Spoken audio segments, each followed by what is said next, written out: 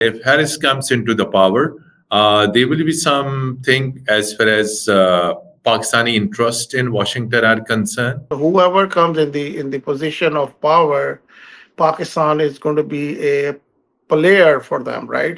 And if we talk of the past war in Afghanistan, Pakistan has been one of the key American ally. So, Yeah. how Democrats can help Pakistan in eradicating terrorism through this counter-terrorism cooperation? Security support from the United States is there. It is always going to be there. U.S. is also helping in Balochistan. So, how this Middle Eastern tension and escalation of war could be contained? What Democrats think about it, and how they are responding to the Republicans' criticism? There's a candidate from the Republican side. He always says he will let Netanyahu to finish the job, and you know what it Hmm. means. If Vice President Kamala Harris comes into the office, Yes. the policy toward Israel are going to be changed. There are going to be a Hmm. lot of restrictions on Israel. What is the narrative and stance of Kamala Harris on key issue? It's all about choices. Do you believe that, or do you do not? You do not want your country to look like that. So it's all about choices, and hopefully people will make the right choice.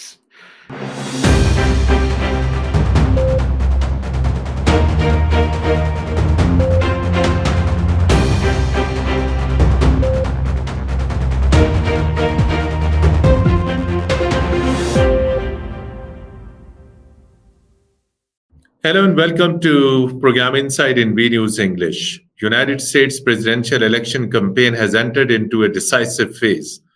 Both Democrats and Republicans are presenting their viewpoint before American voters, and both are convincing American voters on their viewpoint on different things, on immigrations, on economy, on Middle East, on relations with the Muslim world, and different things. So it's finally up to the American voters to choose either Kamala Harris or Mr. Trump, who represents and leading the Republican Party, to discuss what is happening in American elections, what American voters are thinking about. Fortunately, we have with us advisor to the U.S. President on Art and Culture, Mr. Shahid Ahmed Khan. Mr. Shahid Ahmed Khan, thank you so much for joining from Washington and talking to program Inside in V News English. Please tell us right now, what is where does this election, U.S. election campaign stands now? What the polls suggest? Who is going ahead? Well, first of all, thank you so very much, and good morning from Boston. The election is in a dead heat race. It is a dead heat race. It is if you count margin of error, the both of the candidates are equal, almost equal, one or Almost two equal. point, almost equal, 1 or 2 points here and there, and it will all boils down to the battleground states, which is Michigan, Wisconsin, Florida, a couple of other states, so Pennsylvania. So it is going to be a tough one. This election is all about choices. The choices are what do you foresee America? How do you see America as a leader of the free world? How do you see the things happening in the United States? How do you see the foreign policy initiative of both of the Economy. candidates? It is just about the choices. So people have to Hmm. make choices. So this is the and I apparently there's a equal split. Some people feel the Republican side is better. Some people feel the Democratic side is better. But in the end, like I said, it's all about choices. So hopefully, people will make the rational decision. For people of our background, like the immigrants and the Muslims, we will have a much better choice, uh, aligning with Kamala Harris, of course, because we have a seat on the table. She is more progressive. She is more modern. Her perspective on immigrants is altogether different. She is daughter of immigrants. So I think it's going to be a unusual election election this year. So we are hoping that Kamala will win, but let's see what happens on the election day. That's right. That what happens on the election day. Uh, Ambassador Shahid sir, please tell us what is the agenda of Kamala Harris. You said that she's progressive, she's moderate, She's pro-immigrant. But other than this, there have been very very key challenges as far as the U.S. election campaign is concerned. What is the narrative and stance of Kamala Harris on key issue in the election campaign, and that narrative and that stance Kamala Harris is presenting before American voters? Well, first of all, regarding the women, it's all about the women's choice to elect, have their own choice. Then the tax policies of the administration, which is going to be Democratic or Republican. So Republicans more pro business people, more flexible to the business organizations. The Democrats are more for the people of the United States, for the blue collar people. So if you see this is a main agenda, becoming the main agenda, there are going to be tax cuts, there are going to be healthcare initiative, there are going to be all stuff which is for the United States citizens, not for a certain group. So for immigration, as you know, the Trump policy is very unusual because they want to build a wall on Mexican border. They want to, NAFTA. They want to cancel NAFTA. They want to work on United Nations funding and World Bank and all this international agreement which U.S. has signed, Paris Accord. So they are not for environmental concern, but the Democrats are. So there are so many things which set them apart. And this is, like I said in the beginning, it's all about choices. Do you believe that, or you do not want your country to look like that? So it's all about choices, and hopefully people will make the right choice. Shahid Saab, you're also of Pakistani origin, and there is a very huge Pakistani community in United States, which we call Pakistani diaspora. Please tell our international viewers that why should Pakistani diaspora support Harris? So you think that if Pakistani diaspora supports Harris, and if Harris comes into the power, there will be something as far as Pakistani interest in Washington are concerned. It's a good question, but you have to understand the American foreign policy does not shift dramatically, right? So Hmm. Pakistan is an important ally of the United States. Pakistan will always be a concern, mean in a positive way for the United States. So whoever comes in the position of power, Pakistan is going to be a player for them, right? So Hmm. if the Republicans come, I mean, this is going to be a different one because, like I said, they don't. Uh, the immigration is going to be the major issue for the Pakistani people, and the Hmm. people, their relatives, their own their own kids will be looked down upon. I mean, because this is the way Trump is saying. He's saying they're going to kick out students, and they're going to like he did in the past. He actually banned it, with visa ban for about 41 Seven countries. countries. Yeah. So I mean, Exactly. so you should expect that will Muslim and Pakistanis will be much better off having Kamala Harris in the White House than Donald Trump. No matter what people say, I mean, it's going to be more fair policy towards the world. And of course, like I said, Pakistan is an important country for the United States. So always going to be something going on, even either administration, but better choices will be with Kamala's administration. And then we have a seat on the table, right? So that's another thing. Shahid Saab, as you said, that you expect good when Democrats return to the White House as far as relations with Pakistan are concerned. And as far as Pakistani diaspora is concerned, immigration is their key issue. You also spoke about Trump's narrative regarding students and other illegal immigrants that might be kicked out if Republicans comes into the power. So, what do you think as far as Pakistan's trade and economy is concerned? Pakistan always said that Pakistan seeks more trade with the United States, not aid. So, you think if Democrats come back to White House for the second term, how much hopeful you are, as far as improvement of United States Pakistan trade and economic ties? Oh, but it's a good question. But you have to understand, it is all depends on the Pakistani people and the government and the policies there. Hmm.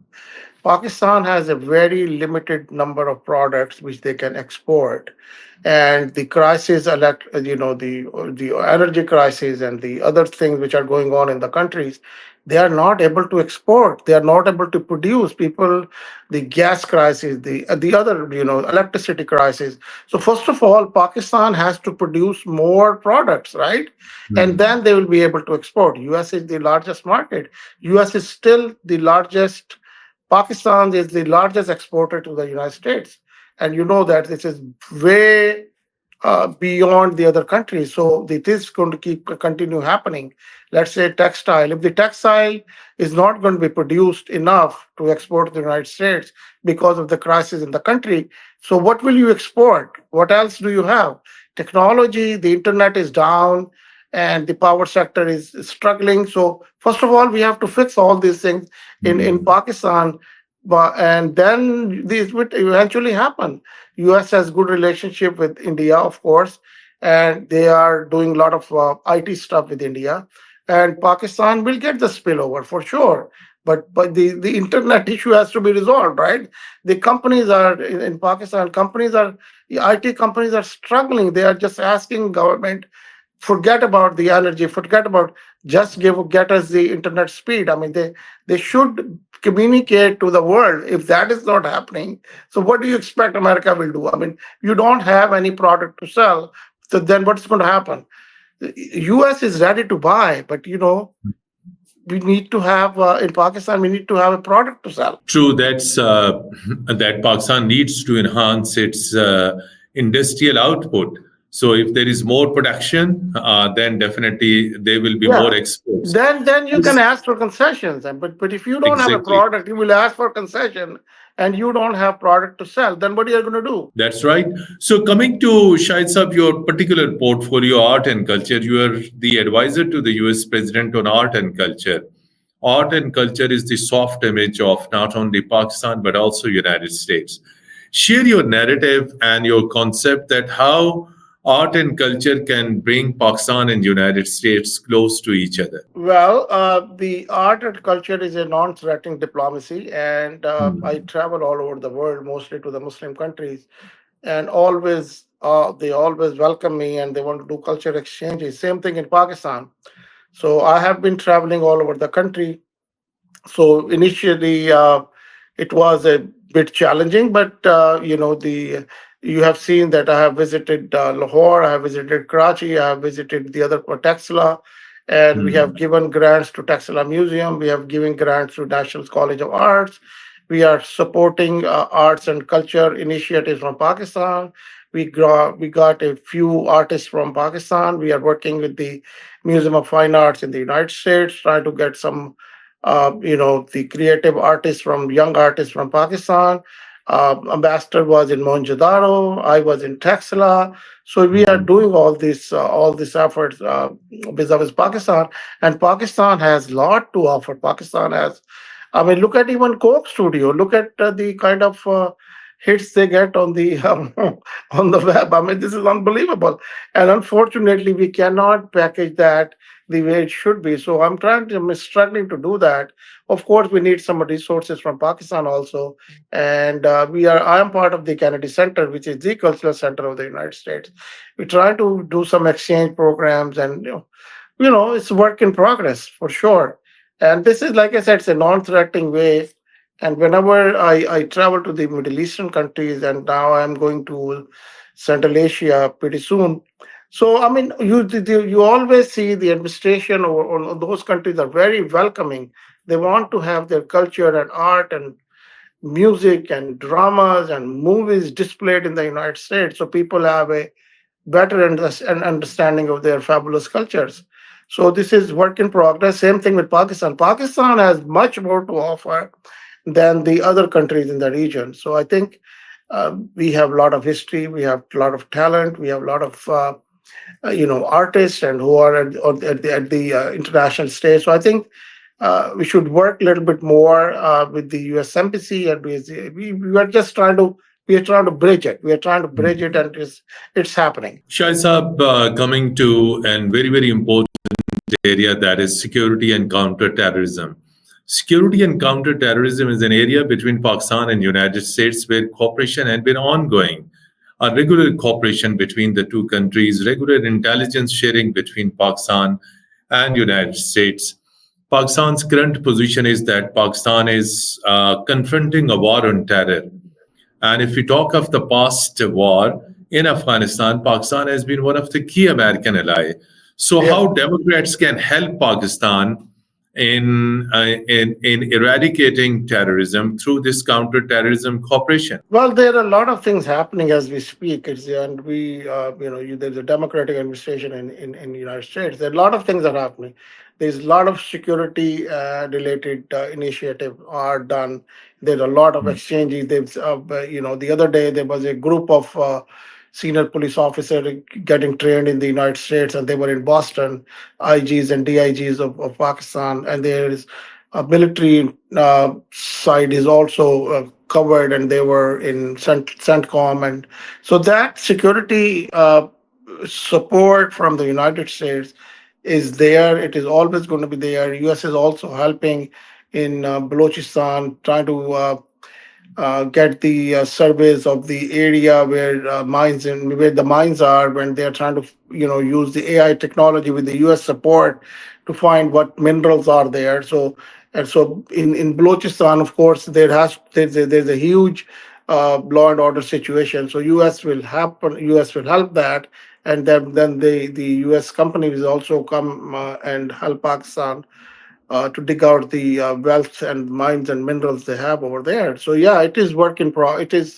is working. It is going to get better, and hopefully, when the U.S. corporation will get involved in the businesses in Pakistan, the more support will come from United States. So Pakistan is quite concerned, Shahid Saab, that as far as terrorist routes are concerned, these terrorist routes are in Afghanistan. There are a Correct. number of global terror outfits which are still based in Afghanistan. But it looks that Afghanistan has skipped from American radar, and there is no focus of the Democrats on Afghanistan. But Pakistan and the regional countries are quite concerned about the security of Afghanistan, which is posing threat not only to the region, to the world as well.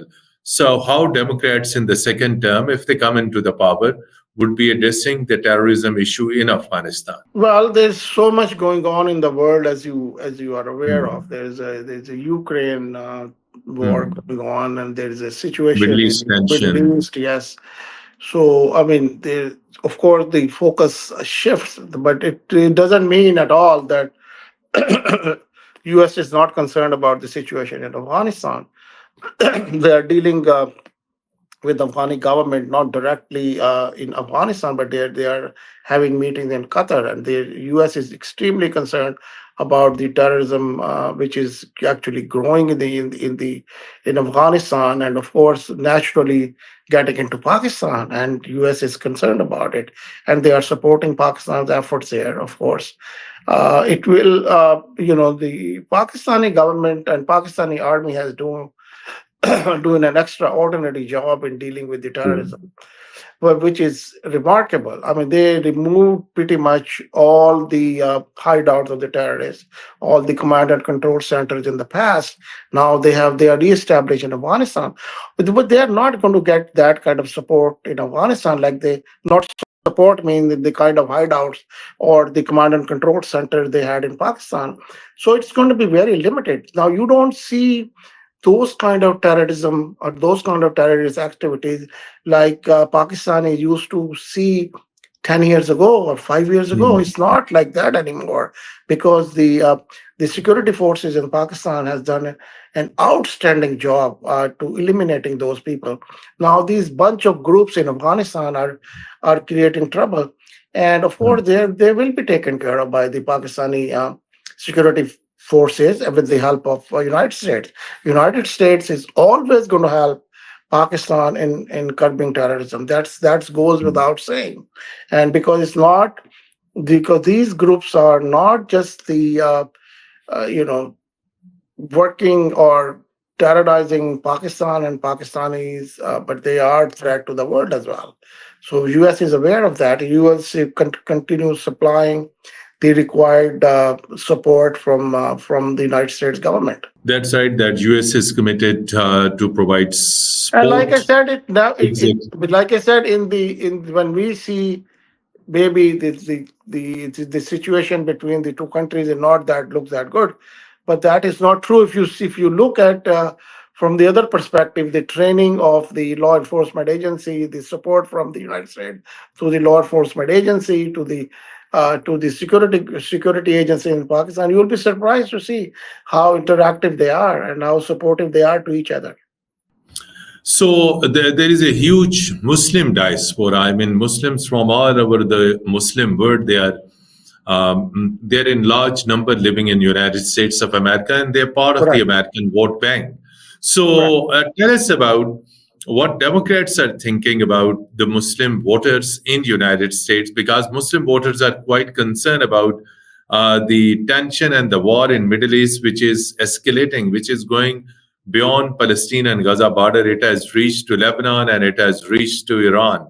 So, how this Middle Eastern tension and escalation of war could be contained? What Democrats think about it, and how they are responding to the Republicans' criticism? Well, on the one side, there's a candidate from the Republican side. He always says he will let Netanyahu to finish the job, and you know what it Hmm. means. On the Democratic side, it's going to be always a fair-minded. And it was the article was published in New York Times, actually, and they say if Vice President Kamala Harris comes into the office, Yes. the policy toward Israel are going to be changed. There are going to be a Hmm. lot of restrictions on Israel, and the she her administration will work on two-state solution for Palestinians. It's such Hmm. an unfortunate thing which is happening in the world. It is a concern in the United States as well. You see what's happening in the United States and university campuses. You see what's happening on the streets. People are out demonstrating against Exactly. these atrocities. So of course, I mean, if we compare it, I mean, it is not the right way to saying it, but look at it. Compare United States with the other Muslim countries who are supposed to be siding with the poor Palestinians. Look what is happening Hmm. there, and look what is happening in the United States. Look how the citizens are thinking, right? Citizens of the United States are. Look at the Muslim who are living in the United States. They boycotted companies who are supporting Israel, right? And they or perceived their perceived support of Israel. Look what's happening to those companies. Look at their stocks. Look at what is happening. So this is a more activism in the United States than any other part of the globe for this cause. And Kamala is she's a regular person, and she will do much better than the Republican administration for the Middle East for sure. And people should understand, the Muslims should understand, Hmm. they have a critical mass in cities in states like Michigan.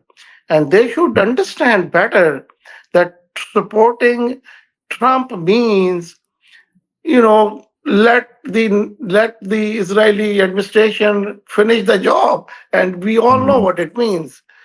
And on the other side, the Democrat administration, we will have a seat on the table. They're the most number of Muslims serving in the United States government now than ever. So we will always have in the Kamala's administration, we will have a lot of Muslims serving in the key positions. So you want that, or you want like the Trump administration where you won't have even seat on the table. Forget about the Hmm. policy and the other interventions. So we have to understand that we have to be realistic.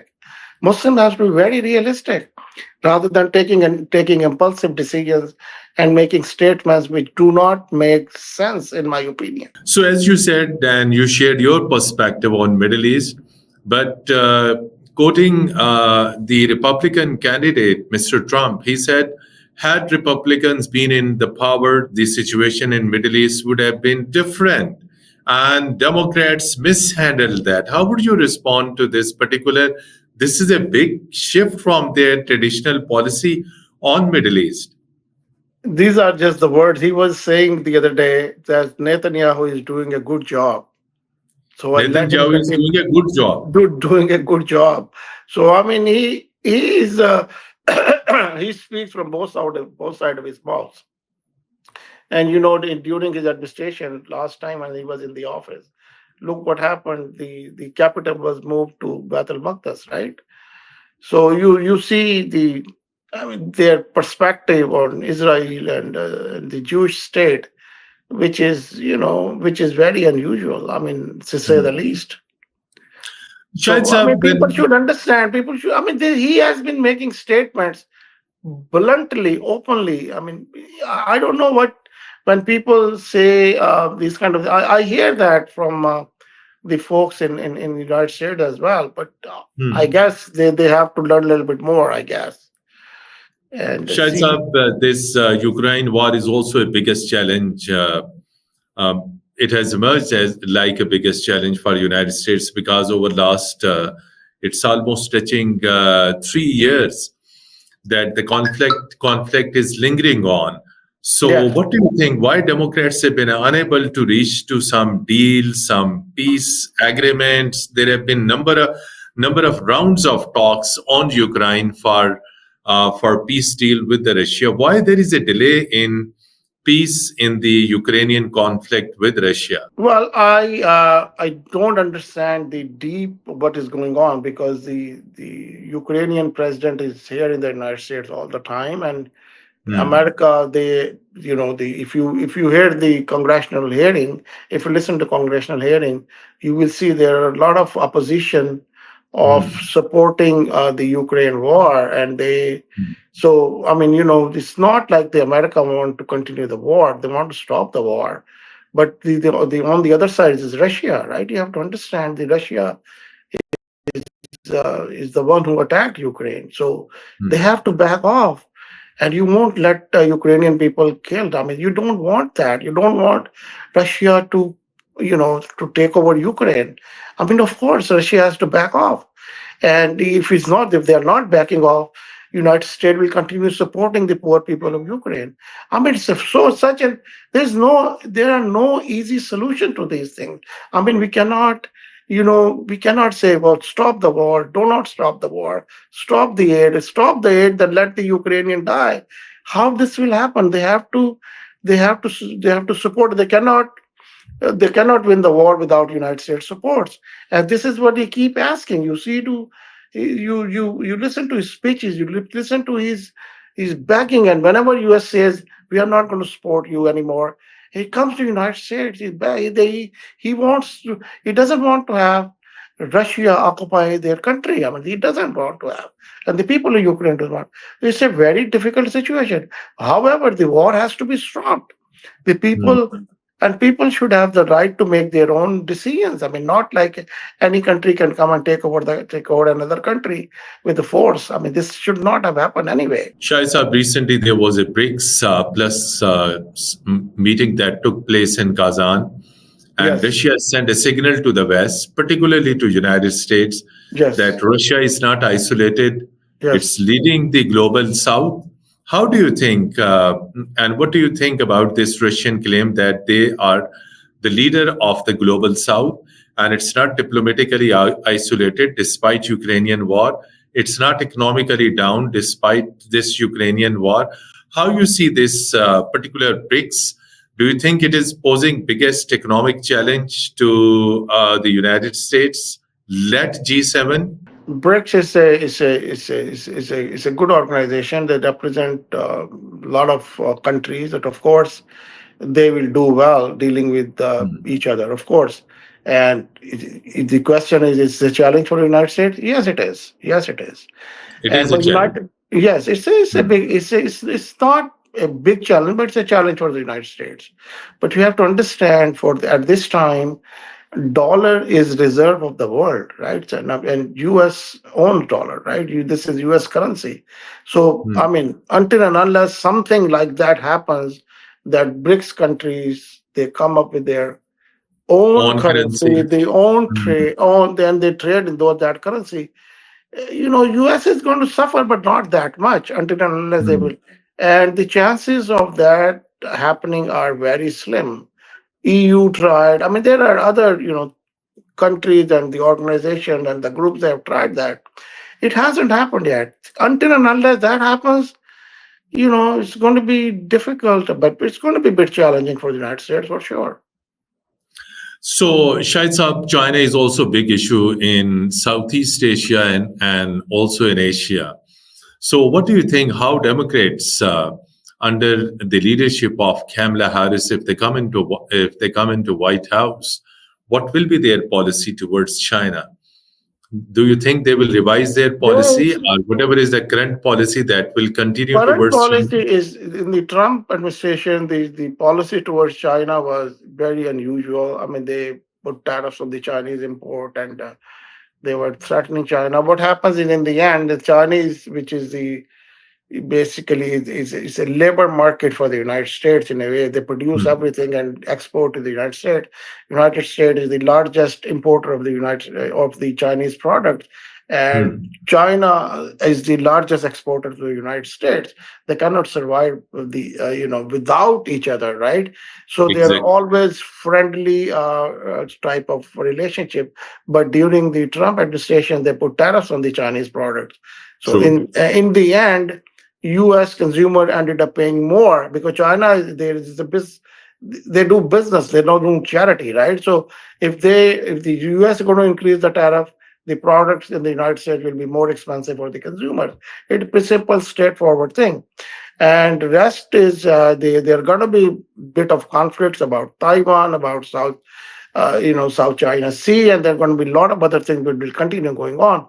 But the trade between the two countries should not be interrupted or should not be stopped. Both of the countries understand that, and they will continue negotiating. But in the Democratic government, I don't think they're going to increase tariff on the United or on the Chinese product. But on the if the Republican administration come in, so this happened in the past. This will continue happening, and in the end, the U.S. consumer are going to pay for pay the price. Shahid Saab, as far as U.S. presidential election campaign is concerned, economy is also one of the big issue. And United States economy is also linked with the economy of the number of countries. If Yes. American economy goes down, there are a number of economies around the world which are also deeply affected, trade, economic ties. So, what do you think? How Democrats are going to address the economic challenge of the United States, which it is currently confronting? You are absolutely right. Like they say, if the U.S. sneeze, every rest of the world get the cold. So yes, the economy in the U.S. the it's that is the thing. I mean, the rest of the world get affected if the U.S. economy as a bit of a challenge. So of course, U.S. economy at this time in the Democratic administration doing the best. Actually, stock market is on the On the roll. rise. Hmm. On the rise. Even if you see the auto industry, they are making profits. So everything is going well. Inflation has gone in the Democratic administration. So this will continue get better, and the U.S. will continue get better. Rest of the world will continue to get better. U.S. is the largest import market. So the countries produce the Vietnam, the Bangladesh, the India, the China, the Pakistan, and many other countries they produce. And even and you look at the German companies, look at the US, United Kingdom countries like the car, vehicles, and everything they produce. The largest market is the United States, the pharmaceuticals. So of course, if the economy in the United States is effective, rest of the world will be effective. And in the Biden administration, the economy has done so well, even despite of the challenges we had, the COVID and stuff like that. But it will continue to do better. Stock market will continue to do better, and rest of the world will also get the benefit of this as well. So the economy will, like George Stephanopoulos said a long time ago, it is the economy stupid. When the in the election campaign, this is what it is. If the economy is good, you have a good economic plans, the country will do better, the party will do better, the citizen will do better, rest of the world will do better. So yes, economy is a big thing for Democrats. Thank you so much indeed, Shahid Ahmed Khan Saab, advisor to the US President on Art and Culture. And from B News, we wish the Democratic Party well. And dear viewers, you have heard the viewpoint of the Democrats on different issues. And in the future, we would also like to reach out to the Republican leaders. Till our next program, Allah Hafiz and goodbye from studios.